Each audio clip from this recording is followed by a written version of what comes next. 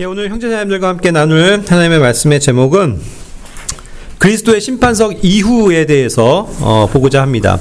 그래서 내가 받을 왕관은 무엇일까에 대한 주제로서 하나님의 말씀을 나누도록 하겠습니다. 형제자매들은 이제 저번 주에도 저의 시간에 저의 간증을 하면서 저의 인생을 바꾼 또 이렇게 결정적인 계기가 되는 그러한 말이 그리스도의 심판석이다라고 이제 말씀을 드렸는데요. 그만큼 저의 인생에 있어서나 또 여러분들 모두에게 이 그리스도의 심판석, 다가올 이 심판석은 굉장히 중요한 의미를 가지고 있습니다. 그것이 이제 영원에서의 삶을 좌지우지해주는, 판결을 해주는 자리이기 때문에 굉장히 엄숙할 수밖에 없고 그것을 실제로 우리의 믿음 가운데 확고히 해야만 합니다. 그렇지 않겠습니까? 그래서 여러분들이 구원받은 하나님의 자녀이신 것이 맞습니까? 네. 그래서 죽어도 하나님의 왕국에 들어가시나요? 네. 예.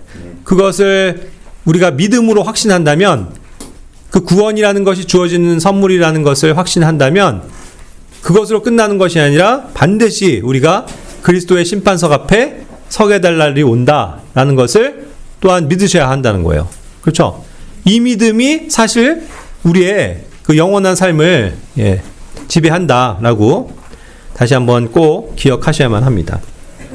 자, 오늘 그 그리스도의 심판석에 대해서 조금 구체적으로 볼 텐데, 고린도전서 3장 11절부터 15절까지의 말씀에 보면 여기서 이제 그 그리스도의 심판석에서 어떠한 이제 일련의 과정들이 있는가를 소개해 주고 있습니다.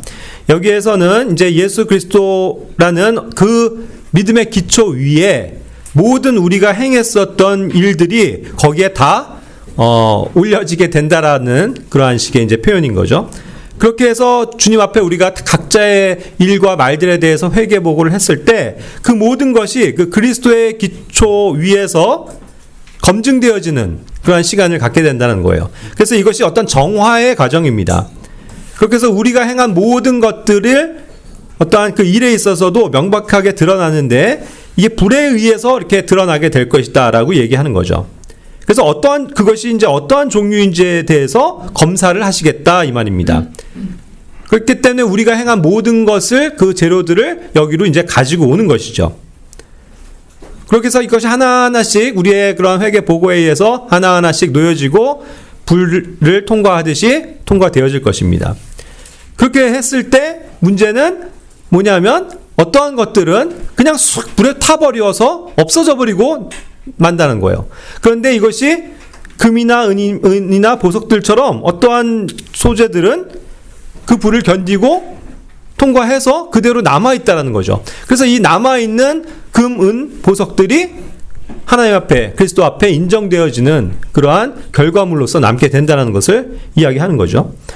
그러니까 여기 마지막 절에서도 얘기하지만 그 불을 태웠을 때 모든 것이 불타서 없어지게 되면 그는 손실을 겪게 될 것이다 라는 것이고, 그것이 그대로 남아있다면 보상을 받을 것이다. 이와 같이 성경은 분명하게 그 두 개의 결과에 대해서 이야기하고 있는 겁니다. 그래서 우리는 이러한 하나님의 말씀에 대해서 조금 집중을 해야 될 필요가 있는 것이죠.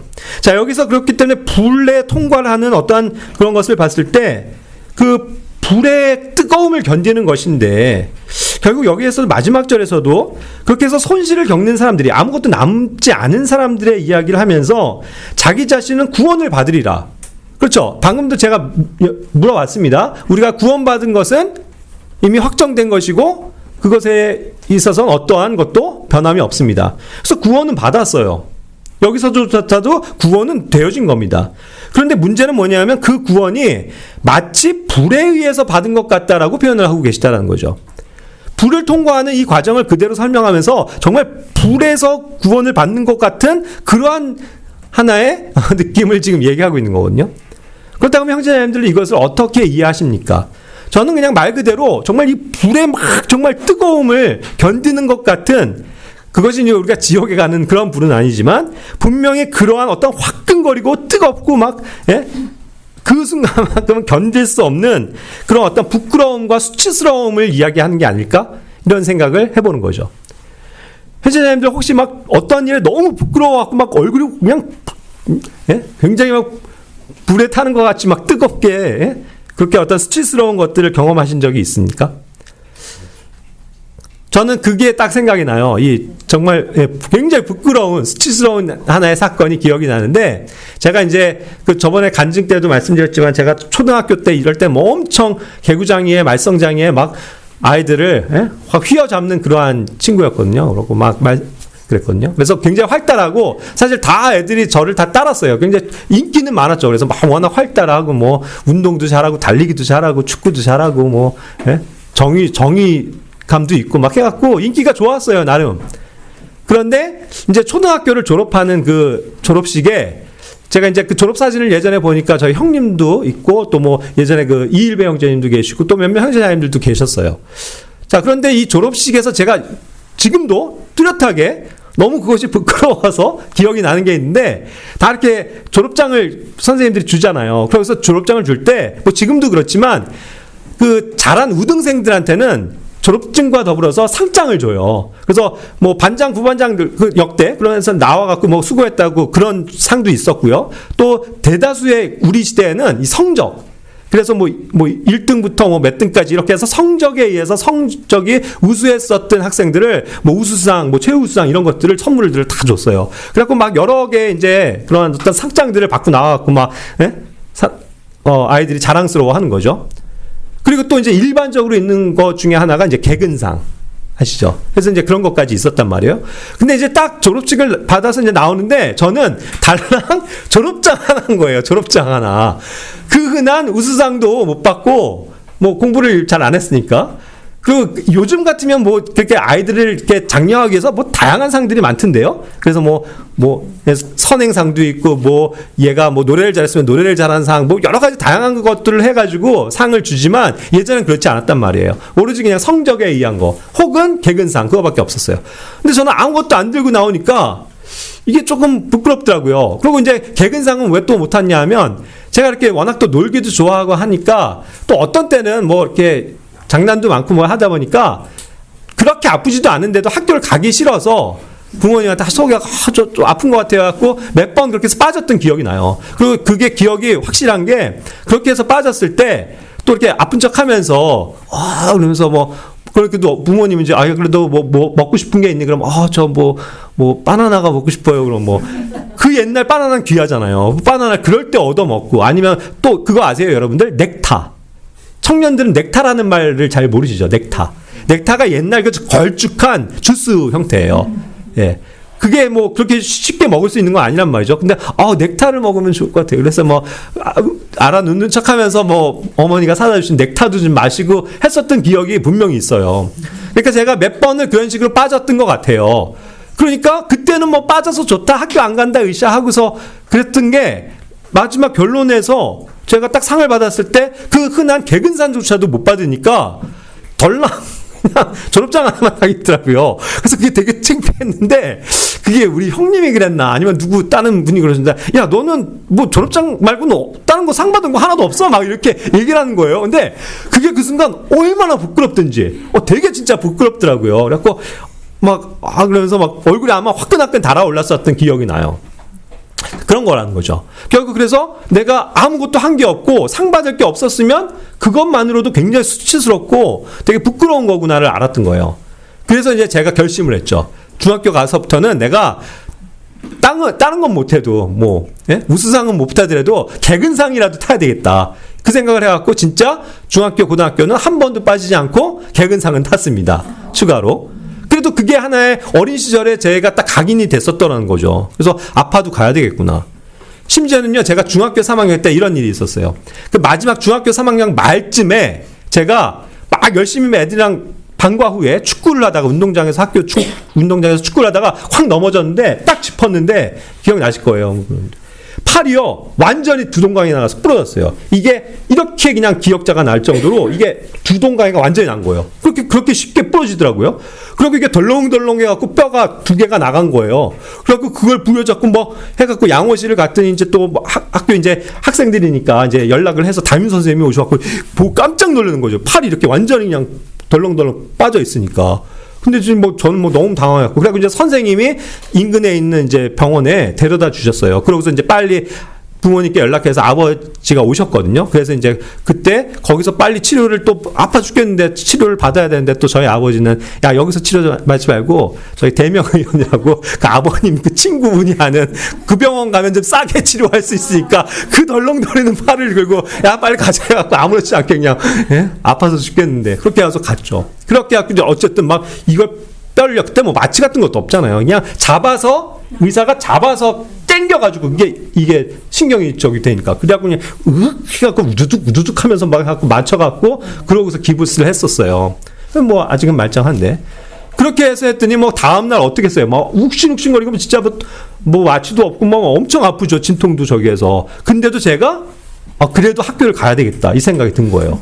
그래갖고 학교를 갔어요, 진짜. 그래갖고 딱 학교를 갔더니 저희 담임 선생님이 깜짝 놀라시더니 그 조회 시간인가 있더니 막 그냥 기뻐갖고 막 학생들한테 얘기하는 거예요. 야, 여기 유진선 봐라, 어? 이 아픈 팔이 부러져갖고 저기 하는데도 학교를 나오고 이렇게 훌륭해서 박수! 그래갖고 막 박수도 쳐주고 막 그러시더라고요. 그래서 되게 기뻐하시더라고요. 근데 이제 왜 그런가 봤더니 그 당시 선생님들은 그런 실적이 있어요. 그리고 자기네 반에 어떤 사고가 없거나 한 달 동안 출석이 뭐 결석이 없고 하면 선생님들한테도 이렇게 포상이 있었나 봐요. 그 사립학교에서. 그래서 어쨌든 제가 빠질 줄 알았는데, 그래서 그 기록이 깨질 줄 알았는데 제가 딱 나타나니까 너무 이게 기특하셨던 거죠. 그래갖고 막 칭찬을 해주셨던 기억도 나요. 어찌됐건 저는 그렇게 해서 개근상을 탔습니다. 그리고 고등학교 때도 한 번도 뭐 빠지는 거 없이 개근상을 탔거든요. 그게 결국은 초등학교 때 한번 각인이 된 거잖아요. 야, 이게 내가 상 받을 게 없으면 다른 애들 다 받는데 너무 창피한 거구나. 내 삶이 정말 뭐 아이들은 학생들한테 인기도 있고 뭐 이랬지만 내가 정작 상 하나 못 받으니까 굉장히 초라해 주는구나, 이거를 느꼈었던 거거든요. 그러니까 이제 그런 것들을 생각할 때 이 정말 불로받는 듯한 그런 어떠한 마취라고 표현했는데, 그게 굉장히 어떤 화끈거리는 정말 수치스러운 구원일 것이 분명하다는 생각이 듭니다. 자, 그렇기 때문에 이것이 조금 더 나아가서는요, 이런 표현이 있는 거예요. 고린도후서 5장 10절 11절에 보면 그리스도의 심판석에 대해서 어떻게 표현하고 있냐면, 이게 정말 테러라는 거예요. 테러. 테러는 공포스러운 어떠한 그런 상태를 얘기하는 거잖아요. 테러의 공포, 테러. 그죠?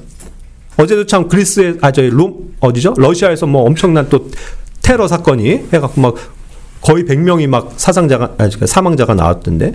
그런 공포스러운 현장이란 말이에요. 보세요.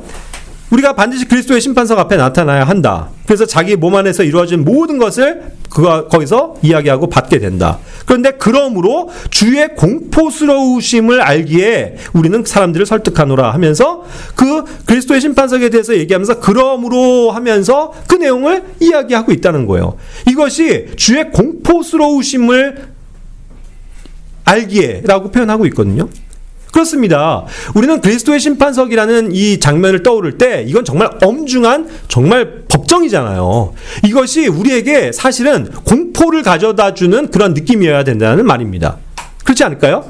우리가 무슨 소풍 가듯이 나 그냥 예수님 만나서 뭐 맛있는 거 먹으러 간다 하면서 뭐 껄렁껄렁 가는 그런 자리가 아니라는 거죠.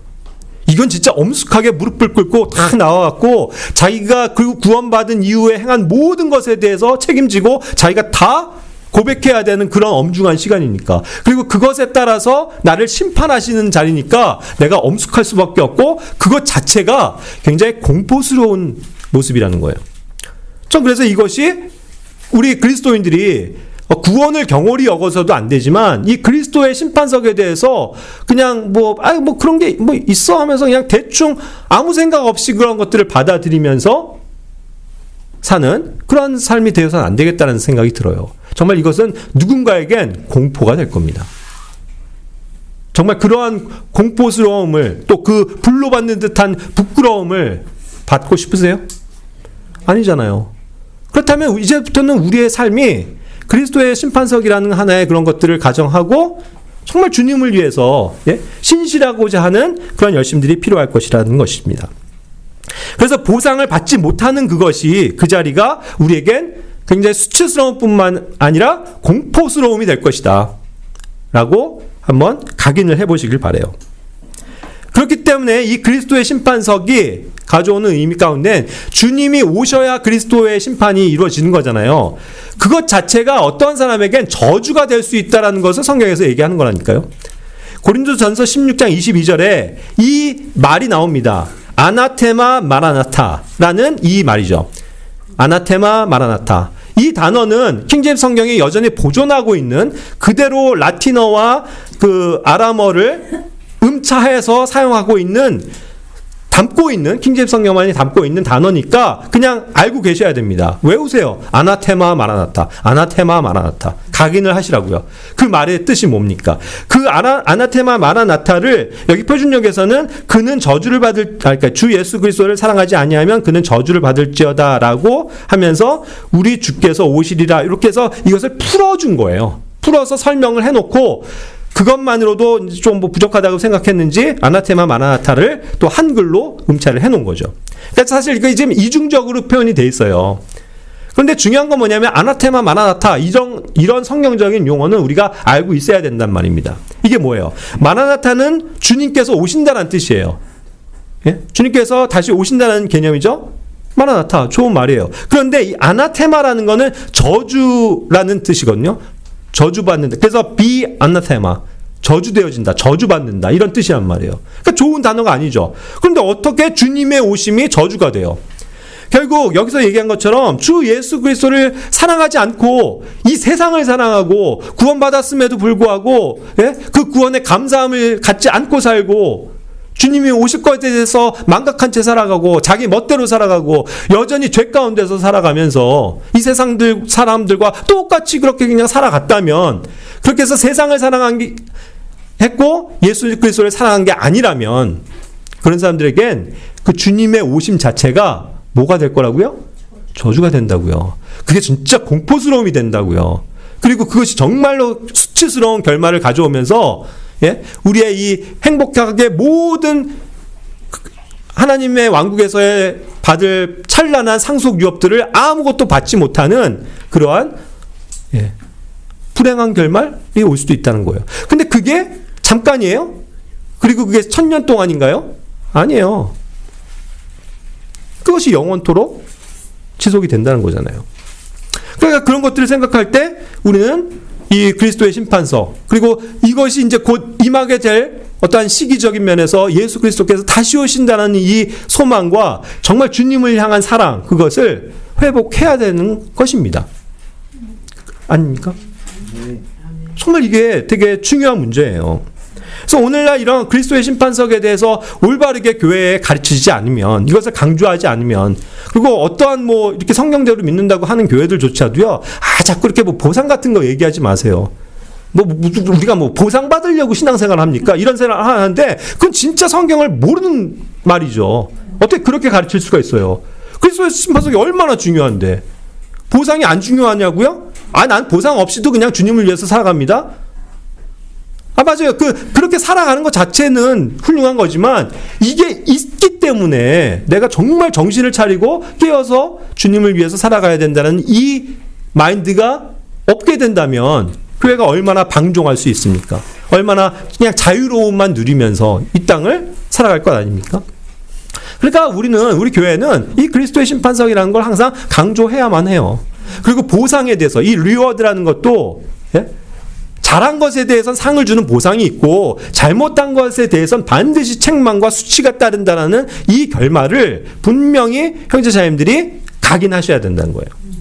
그렇지 않습니까? 그래서 우리 교회에 있어서도 굉장히 중요한 교리 중에 하나다라고 말씀을 드릴 수 있는 거죠. 자, 그렇다면 이제 다시 그 본문으로 돌아가서 고린도전서 3장 12절에 보면 그 불에 타지 않을 소재들에 대해서 얘기했죠. 아까 목재나 건초나 뭐 지피나 이런 것들은 불에 넣자마자 확 타버리고 없어져 버려요. 그러니까 소멸돼 버린다고요. 어떠한 삶은 내가 잘한 것 같지만 그리스도의 심판석에서 그리스도의 기초 위에 놓고 보면 아무것도 한 게 없는 거예요. 그렇죠? 그래서 사라져 버려요. 남길 게 없어요. 근데 어떠한 재료들은 금이나 은이나 보석들과 같은 재료이기 때문에 어때요? 쉽게 불에 타서 없어지는 게 아니에요. 불을 싹 그냥 통과하고 오히려 깨끗한 불순물들을 싹 제거하고 그대로의 원형 그대로가 남습니다. 그렇죠? 그렇다면 이 금, 은, 보석들이라고 얘기한 이러한 것들로 치장된 영광스러운 물건이 뭐가 있을까를 생각해 보는 거죠. 그게 어떤 게 있을까요? 금, 은, 보석들로 치장된 물건? 그 대표적인 게 바로 왕관입니다. 크라운. 주님께서 주시고자 하는 이 왕관, 그리고 원래 그리스도께서 가지고 계신 이 찬란한 왕관은 결국 왕들이 쓰는 것으로서 금, 은, 그 다음에 각종 보석들이 질비하게 박혀있는 그 왕관을 뜻하는 거예요. 그래서 우리가 그냥 뭐 옛날에 마라톤 영웅 송기정께서 그냥 머리에 두른 그런 나뭇가지로 엮은 그러한 관이 아니고요. 정말 이게 무거워서 이 금은 보석으로 그냥 치장을 해서 무거워서 막 머리가 짓눌릴 정도로. 하지만 그러한 어떤 영광의 존재만이 취할 수 있는 그런 왕관이라는 것이죠. 더 크라운입니다. 그러니까 이 소재에 대해서 사실 생각해 볼 수 있는 겁니다. 그러니까 이러한 물질은, 이러한 왕관은 그러니까 썩을 수가 없는 거죠. 불에 태워지지 않는 거죠. 없어지지 않고 소멸되지 않는다는 뜻입니다. 고린도전서 9장 25절에서도 썩을 수 없는 왕관에 대해서 얘기했거든요. 썩지 않는, 썩을 수가 없는 그러한 왕관이라는 뜻이에요. 그 왕관이 우리에게 주어질 것이다. 그 상태가, 그거를 정말 내가 내 삶 속에서 가지고 있는 사람은 그것을 가지고 그리스도의 심판석에서 드러냄으로써 그것이 그대로 남아있고, 그래서 그 왕관을 실제로 받게 되고 통치하게 될 그런 보상이 주어질 것이다라는 믿음을 갖게 되는 것이죠. 자, 그래서 이 왕관에 대해서 생각하면 결국 성도들이 받을 그 보상으로서의 그 왕관은 우리가 흔히 5개라고 얘기하지만 방금 이 썩을 수 없는 왕관은 그냥 어떤 그런 상태를 얘기하는 거기 때문에 그걸 제하고 나면 한 4가지 정도의 조건이 나옵니다. 결국 그렇게 불로 타지 않을 조건의 금, 은, 보석으로 치장된 그 왕관은 어떤 걸까요? 첫 번째가 우리가 잘 알지만 그것이 환희의 왕관입니다. Crown of Rejoicing. 이 환희의 왕관은 어떠한 상태를 얘기하고 있는지 보시기 바랍니다. 빌립보서 4장 1절과 데살로니가 전서 2장 19절 20절에서 결국은 그러한 어떠한 그 기쁨의 환희의 왕관에 대해서 이야기하는데, 이런 것을 누구에 지금 빗대서 얘기하는 거냐면 결국 그 사도 바울의 입장에서 사도 바울이 나와 끝까지 함께한 성도들이라고 이야기를 하는 거예요. 그렇죠? 그래서 함께 예수 그리스도의 그리스도의 심판석 앞에 기쁨으로 서 있을 이 사람들이죠. 그러니까 결국 자기가 복음을 전한 그 귀한 열매들일 것입니다. 또 내가 한 지역교회 안에서 섬겼었던 그러한 지체들인 거예요. 내가 사랑하고 있는 내 형제 자매입니다. 내가 영적으로 양육한 그러한 나의 영적인 자녀들이 되겠죠. 내가 도와준 성도를 뜻합니다. 내가 권면하면서 함께 그 길을 가자고 하면서 함께 그 길을 달려갔던 그 사람들, 그 성도들이 나에게 뭐라고요? 기쁨이 되는 환희의 왕관이 될 것이다. 이렇게 얘기를 하고 있는 거죠. 이것이 얼마나 놀라운 일입니까? 현재 자녀님들, 그래서 교회가 중요한 거예요. 내 옆에 있는 교회 성도들이 나와 함께 이 길을 가는 공동의 상속자들 아닙니까? 그렇죠? 여러분들, 그래서 우리가 귀한 거예요. 우리가 그래서 서로를 섬겨줘야 되고 서로를 사랑해야 되고 함께 말씀으로 권면해야 되고 함께 서 있어야 합니다. 그래서 그리스도의 몸을 이루고 주님의 영광을 위해서 살아가는 그러한 삶을 우리가 살아가야 한다는 것이죠. 그래서 내 옆에 있는 이 지체들이 나와 연관되고 내가 영향을 주고 또 나 역시 영향을 받은 이 모든 지체들이 나의 환희의 왕관이 될 것이라는 겁니다. 그러니까 나만의 문제가 아니라 또 내 옆에 있는 그 지체들이 또 나와 어떠한 관계성을 갖느냐에 따라서도 이 주님께서 판단하실 내용은 달라진다는 것이죠. 그렇기 때문에 제가 예견하건대 구원을 받고서 자기 혼자 잘났다고 혼자서 신앙생활하면서 뭐 유튜브 듣고 설교 듣고 자기가 성경 뭐 20번 30번을 읽고 뭐 하더라도요, 그건 온전한 그리스도인의 삶이 아니에요. 내가 함께한 그 지체들과 함께 누리게 될 그 사람으로 인해서 내가 내 유업이 거기에 있게 되는 것들을 얘기를 하는 거잖아요. 그렇죠? 두 번째 왕관은 무엇입니까? 의의 왕관이라고 이야기합니다. A crown of righteousness. 자, 디모데후서 4장 6절부터 8절까지의 말씀에서 설명하고 있죠.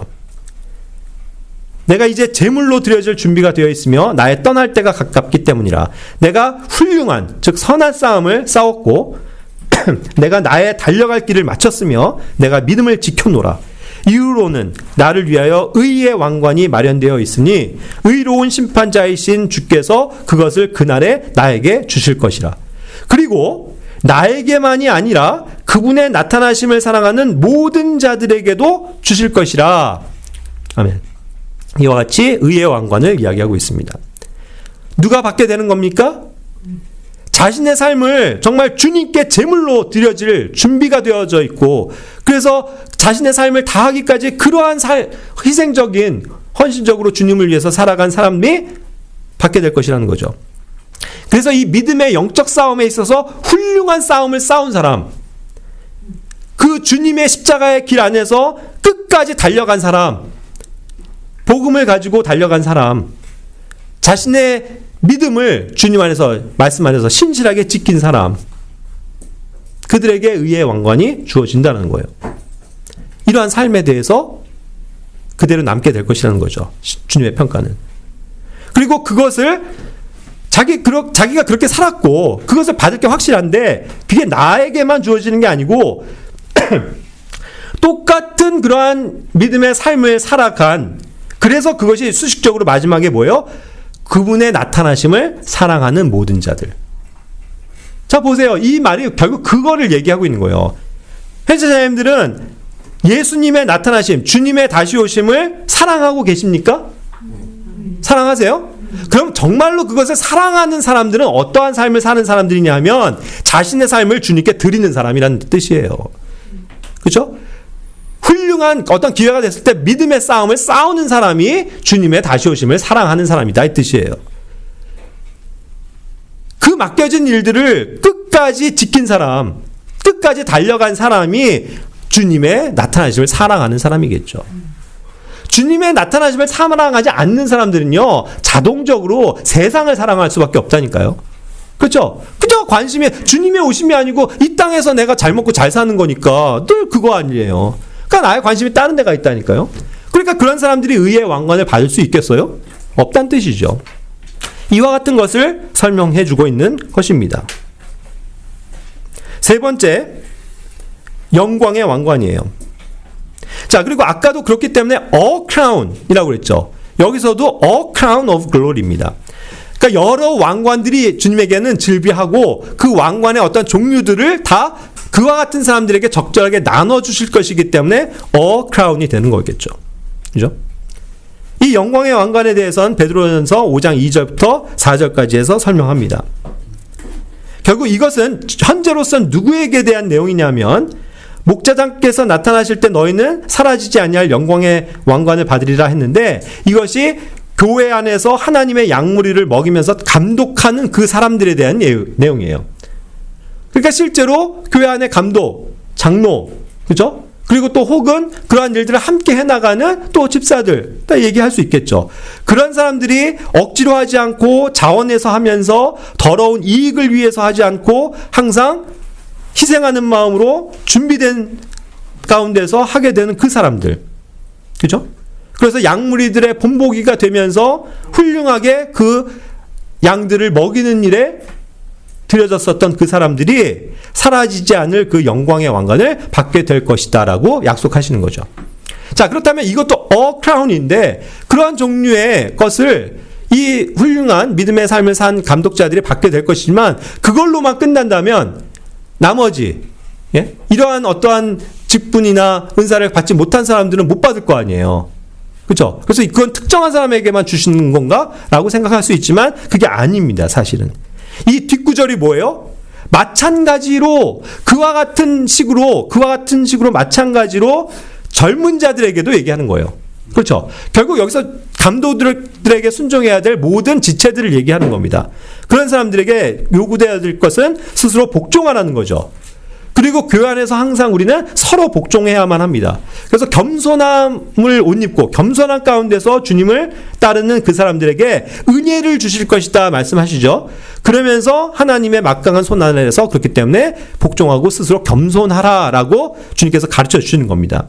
그래서 그분으로 하여금 합당한 때, 그 합당한 때에 너희를 크게 높이시게 하려 함이라. 그러한 사람들을 합당한 때에 크게 높여주신다고 약속하셨어요. 그럼 그게 뭘까요? 그 합당한 때가 여러분들의 조금 10년, 20년 후에는 주신다는 뜻입니까? 아니에요. 물론 이 땅에서도 그런 것을 높이시는 일들을 하시겠지만 여기서 말하는 진짜로 합당한 때는 그것을 공정하게 평가하시는 합당한 때는 예수 그리스도의 심판석입니다. 거기에서 그 합당한 때에 그렇게 해서 스스로 겸손하고 복종하면서 교회를 위해서 살았던 그 사람들을 역시 크게 높여주시겠다라고 약속하시는 거죠. 그것이 마찬가지로 이러한 자들에게도 주실 것이라는 거니까 결국은 그러한 영광의 왕관이 모든 우리 성도들에게 다 동일하게 주어지는 크라운, 여러 종류의 크라운 중에 하나일 것이다 라고 봐도 되는 거죠. 어떻습니까? 지금 현지자님들 들으면서 나 이 왕관도 받고 싶은데, 의의 왕관, 영광의 왕관, 또 나의 지체들로 인해서 함께 얻어들 수 있는 환희의 왕관, 내가 여러 가지의 왕관도 가능하겠는걸? 오히려 소망을 가져야죠. 그렇죠? 자, 네 번째로는 생명의 왕관입니다. 자, 그런데 야고보서 1장 12절과 요한계시록 2장 10절에서 얘기하는데요. 자, 여기에서는 이제 역시 크라운으로 해서 생명의 왕관에 대해서 얘기했는데 야고보서 1장 12절에서는 그 어떠한 특정한 것을 지목하면서 부르기 때문에 그 생명의 왕관을 The Crown of Life라고 이야기했습니다.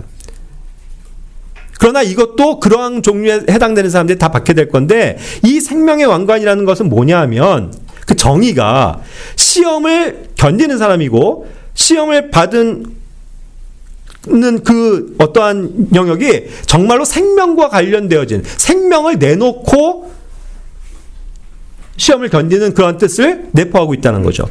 그래서 이것이 정확하게 부연 설명해 주는 것이 요한계시록 2장 10절입니다.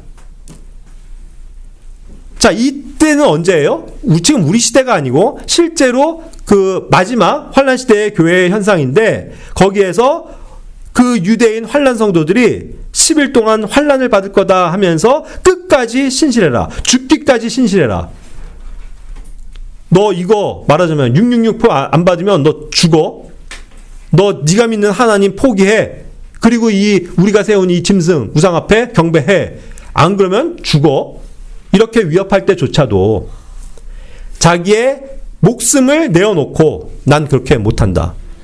다니엘처럼, 그죠? 다니엘의 그 세 친구처럼 그 죽음 앞에서도 두려워하지 않고 그것을 모면하려고 타협하지 않고 끝까지 목숨을 내놓고 신실함을 지키는 자들이죠. 그래서 실제로 순교까지 하는 자들입니다. 그렇기 때문에 그러한 사람들에게 이러한 생명의 왕관이 주어질 것이라고 이야기하고 계신 거죠.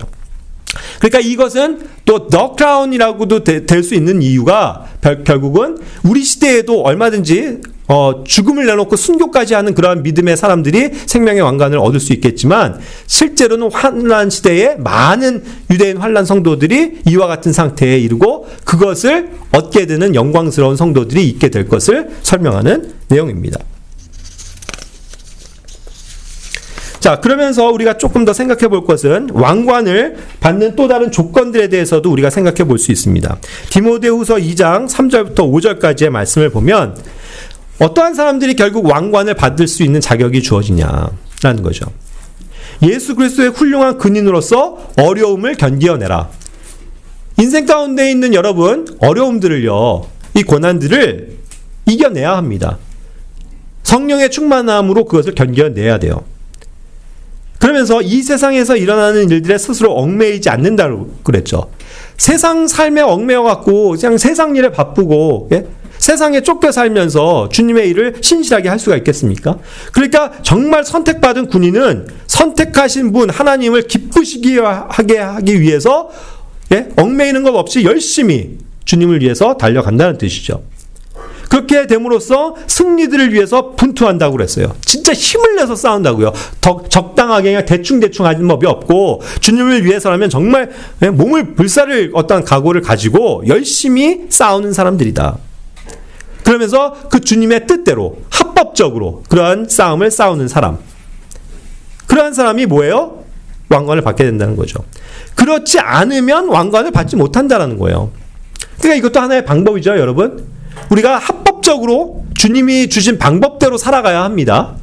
복음에 합당한 삶을 살아야 하고, 그리고 어떤 어려움들을 우리가 견디고 인내하면서 그 길을 가야 된다는 뜻이고, 또 그렇기 때문에 세상을 사랑하거나 세상과 동화되지 않고 세상에 얽매이지 않고 정말 기쁜 마음으로 주님을 자원해서 섬길 수 있는 사람, 그런 사람들이 왕관을 받게 된다는 것이죠. 이 모든 것들에 다 적용이 되는 것들입니다. 고린도전서 9장 25절에서도 이야기하고 있죠. 우승을 위해서 분투하는, 싸우는 사람들은 어떻습니까? 어떤 특징을 가져요? 운동선수가 운동에서 열심히 해갖고 우승을 하기 위해선 반드시 절제가 필요하다는 거죠. 이번에도 그 축구협회 그냥 난리 나지 않았습니까? 국가대표 일부 선수들이 정말 그 중요한 4강 시합을 앞두고 해이해져갖고 뭐 탁구나 치고, 물론 이제 뭐 그거 자체가 몸을 뭐 릴렉스하는 방법이라고도 옹호해 줄 수 있겠지만, 무엇보다도 중요한 건 주장의 권위가 있었잖아요. 주장이 야 하지마, 잠깐 다들 모여 했으면 네, 주장님의 말을 딱 따르고 단결해가지고 말을 듣고 우리가 내일 시합에 어떻게 임하자, 이런 각오를 가지고 이렇게 해야 되는데, 절제가 없이 그렇게 뭐 하면서 뭐 이거 좀 하면 어때요? 이렇게 하면 어떻게 되는 거예요? 탈락하는 거죠. 그래서 그렇게 훌륭한 선수들이 더 열심히 싸워서 우승까지도 바라볼 수 있었는데 이러한 선수들 때문에 망쳐버렸잖아요. 단체도 그러할진데 개인은 안 그렇겠습니까? 내가 우승을 하기 위해서, 내가 그래서 레슬링 선수다, 그래 열심히 막 땀을 흘리고 막 올림픽 4년 동안 그 준비하면서 금메달 한번 따보려고 그렇게 노력을 했는데, 그렇게 해서 정말 기량도 너무 출중한데 안타깝게도 올림픽 딱 본선에 올라갔고 뭐해요? 몸무게 측정하죠. 그래서 딱 이제 몸무게 올라갔더니 초과. 그럼 어떻게 되는 거예요? 탈락. 시합도 못 나가요. 그렇죠? 너무 억울하죠? 4년 동안 이 일을 위해서 열심히 달렸는데 한순간 절제하지 못해갖고, 예를 들어서 내 몸무게가 초과가 돼서 못 올라갔다고 쳐봐요. 얼마나 억울한 일입니까? 결국 그 몸무게를 계량에 실패한 자신의 절제하지 못한 삶이 책임을 갖는 거잖아요. 그런 것처럼 모든 일에 있어서 절제하면서 그 길을 가야 된다는 것이죠. 그래야 이제 그러한 어떤 썩지 않는, 썩을 수 없는 그런 왕관을 얻을 수 있다라는 그러한 뜻입니다. 히브리서 2장 7절부터 9절까지의 말씀에서도 보면 예수님에 대한 내용이에요. 예수님이 어떠한 삶을 사셨습니까? 예수님이 사실 왕관을 가지신 왕이시고, 그걸 잠깐 내려놓고 이 땅에 오셔서 순종하는 하나님의 어린 양으로서 사신 거죠. 그래서 그 일을 완수하신 이후에 다시 그 왕관을 취하시는 거죠. 그리고 그분이 가지신 모든 왕관들을 똑같은 통치자들에게 나눠주시는 겁니다. 그랬을 때 이 주님의 그런 왕관의 회복이 어떻게 되는 거예요? 마지막 구절처럼 그분께서는 죽음의 순환을 당하시려고 천사들보다 조금 낮게 되셨고 영광과 존귀로 왕관을 받으셨으니. 그죠? 그 하나님께서 취하실 영광과 존귀의 왕관을 받으시기 위해서 한때는 이 땅에 오셔서 낮아지셨다는 거예요. 종으로 사시고, 그죠? 비난과 조롱을 당하시면서, 수치를 당하시면서 십자가를 짊어 메고 피 흘리면서 죽지 않으셨습니까? 그렇게 죽기까지 순종하셨잖아요. 그런데 그 예수님의 위치는 원래 하나님이시잖아요. 하나님의 영광을 버리고 우리 같은 천한 죄인들을 구원하시려고 이것을 감당하신 것 아닙니까? 이와 같이 낮아지고 그러한 어떤 죽음이라는 그러한 고난 앞에서도 그것을 견디는 그러한 어떠한 겸손함, 순종, 그것이 있었을 때 다시 하나님께서는, 예수 그리스도께서는 왕관을 취하게 되신 것 아닙니까? 그것을 우리에게 설명해 주고 있는 거죠. 자, 원래 그렇기 때문에요. 하나님의 계획은 이 교회에 대해서 무엇을 약속하시냐면 하나님의 상속 유업을 약속으로 주신 거예요. 여러분, 이게 원래 1차적인 거예요. 우리가 구원받았죠? 구원받은 하나님의 자녀들이 되었고 하나님의 백성이 되었으면 원래는 하나님이 우리를 하나님의 왕국으로 이끄시는 것뿐만이 아니라 놀라운 축복들 다 약속하신 거라니까요. 그것이 하나님이 주시는 상속 유업의 보상들이에요. 그것이 너무 즐비해요. 놀랍게도. 그래서 다 주기를 원하세요. 그냥 이 사람에게도 그냥 막 10개씩 20개씩 주시려고 그냥 너무 기뻐하시면서 이 사람을 구원하셨다니까요. 그런데 문제는 뭐냐면 이 사람이 관심이 없어. 그러면은 결국은 주고 싶은데 뭐 한 개 없으면 줄 수가 없다 그 뜻이에요. 그렇기 때문에 왕관을 원래는 다 주시고자 약속하셨는데 여러분 정말 집중하세요. 여러분들이 가져야 할 당연히 원래 여러분들의 이름이 새겨졌어야 할 그 왕관을 빼앗긴다니까요. 그렇게 되는 결과물이 나와요. 요한계시록 3장 11절에서 얘기합니다. 주님께서 속히 오시는데 너희 왕관을 그때 빼앗지 못하게 하라. 주님이 딱 오셨을 때 우리가 받아야 할 그 왕관을 그리스도의 심판석에서 받아야 될 게 없어요. 빼앗긴다는 거예요. 그 사건을 명확하게 보여주는 비유가 뭡니까? 누가복음 19장에 나와 있는 그 파운드의 비유인 거죠. 열심히 한 사람들이 있었고 신실한 사람들이 있었고 그 하나님의 말씀을 주인의 약속을 경홀히 듣고 뭐 이런 게 있어 하면서 나 이거 상관없어 그냥 땅에다가 묻어놔서 아무것도 하지 않는 그 게으르고 악한 종은 어떻게 됐어요? 그가 가졌었던 그에게 원래 주어졌었던 남기기를 바라셨던 그 파운드를 빼앗아 가시잖아요. 그렇죠? 그래서 빼앗아서 오히려 더 열심히 수고한 신실한 종에게 더 얹어주시잖아요. 그렇죠? 분명히 빼앗기는 것이 있다니까요. 우린 그렇기 때문에 이것을 빼앗기면 안 됩니다. 그렇죠? 끝까지 단단히 붙들고 있어야죠. 그리고 이걸 사용해서 주님을 위해서 살아가야 되는 것이죠. 그래서 왕관을 쓰고 다스릴 통치자에 대해서 이야기하는 겁니다. 누가복음 19장에서 계속 이어지는데 그 어떤 신실하게 주님 앞에 행한 사람은 결국 원래 하나님께서 주시고자 공평하게 나눠주신 것을 초과해서 더 많이 남겼잖아요. 그러니까 하나님이 기쁘게 여기면서 야, 너 잘했다. 이 착하고 신실한 종아. 그러면서 기뻐가지고 그에게 막 10개의 그런 어떤 보상을 10배의 보상을 해주시고 또 5배를 남긴 사람들에게 5배의 보상을 해주잖아요. 그리고 아까 얘기한 것처럼 그 게으른 종의 거는 빼앗아서 야, 넌 저쪽에 가서 아까 것처럼 불이 화끈화끈한 것처럼 그냥 수치를 당하고 있는 거잖아요. 빼앗아서 잘하는 사람에게 얹어주시는 그런 보상이 따른다는 겁니다. 이와 같은 것들이 정말 우리에게 실제가 되어줄 줄 믿습니다. 그렇죠? 피상적인 게 아니잖아요. 이 그리스도의 심판석에서의 모든 장면들은 너무 선명한 우리의 미래라니까요. 주님 앞에 섰을 때 악하고 게으른 종의 평가를 받아야 되겠습니까? 착하고 신실한 종아 하면서 하나님께 수많은 보상을 받고 왕관을 다 쓰고 다 거리를 활보할 수 있는 사람이 돼야 되겠습니까? 그것은 우리의 선택이고 우리의 믿음이고 우리의 믿음의 삶의 순종에 근거하고 있다는 것이죠. 그래서 우리는 이러한 것을 받아들이고 올바른 건전한 교리를 붙들고 건전한 삶을 살아야 하는 이유가 여기 있는 것입니다. 그렇죠?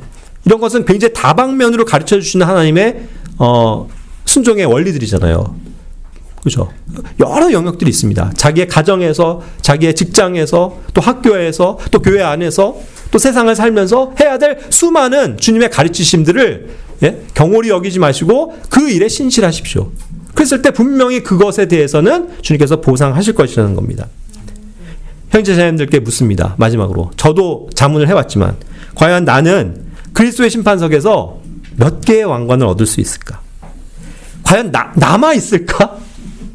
내가 주님 앞에 서서 쭉 하고 내가 그것을 말했기 때문에 그것이 쫙 드러났는데 쉿 하고 불타버려서 없어져 버리고 혹은 달랑 요만큼 남았다면 얼마나 부끄러울까. 근데 정말 내가 한 것들이 그대로 남아있다면 주님께서 그걸 주실 거 아니에요. 그리고 그걸 하나만 주시는 게 아니고 얘기한 것처럼 너가 이와 같이 몇 배를 남겼으니 몇 배의 보상을 해주겠다 해갖고 10시티를 10도시를 다스리는 그런 권세를 주신다면 이것이 얼마나 영광스러운 일이에요. 그것이 천년왕국 이후로 해서 또 이어지는 영원 세계까지 이를 것이라는 확신을 가지고 우리가 주 앞에서 신실한 자들이 되기를 원합니다. 예, 함께 기도하고 마칠게요.